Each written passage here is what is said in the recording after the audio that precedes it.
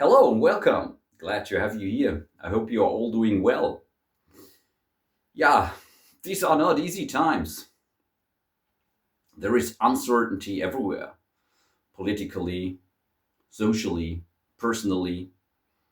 And the question is not just how do we fix the world, because many things are far beyond our control.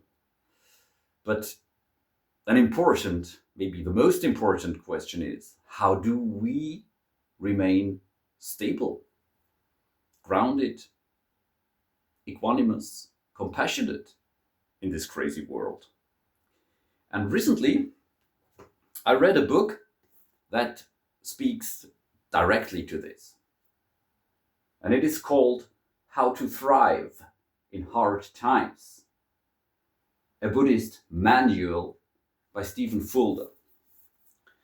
Fulder is a meditation teacher, peacemaker in the Middle East, and founder of the Israel Insight Society. And I think it is one of the most practical books for our time because it's not a religious book in any sense of the word. It's not abstract philosophy and it's not spiritual bypassing.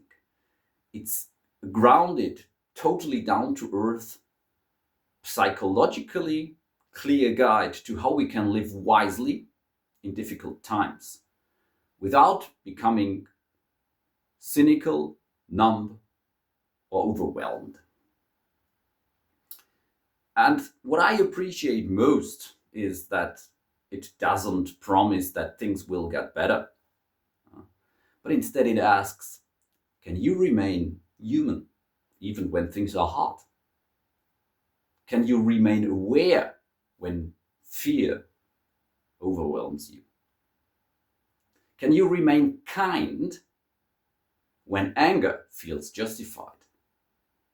That, in Buddhist terms, is thriving. If your meditation practice sometimes feels disconnected from the real world, this book helps bridge the gap. It brings practice into crisis, awareness into stability, compassion into social division. I highly recommend this book if you're looking for grounded, mature Buddhist practice.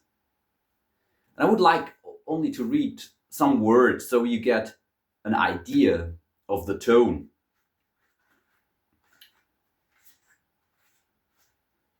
This is taken from the introduction. And Stephen writes, the Buddhist teachings are arguably the most sophisticated and insightful ways of working with difficulty that are known on this planet. Indeed, they have often been misconstrued as a teaching that is obsessed with suffering. This is a misunderstanding. The teachings simply acknowledge that life is just life. However, once we are born into a body, we cannot avoid suffering at some point, and it is better to call things by their true name rather than get swept away by avoidance, blind faith, and chasing rainbows. The gift of these teachings is that they regard pain as a wake-up call, which propels us on a search for the way out, or better, a way through. If we feel that our life, or indeed our inner development, would be fine, except for all the obstacles, these teachings regard the obstacles themselves as vehicles that carry us on our journey of renewal. So how do we put down the loads we are carrying through life? For a start, we need to fully realize that it is actually our minds that carry the loads, not life. For circumstances are constantly changing and not in our control. But how we face change is entirely up to us. We need to turn towards ourselves and take responsibility for what our minds and hearts are experiencing. This is, of course, kind of talk not everyone wants to hear. But I think it's very important, especially in our times. And I'd love to hear what helps you stay steady, compassionate, grounded when things feel uncertain.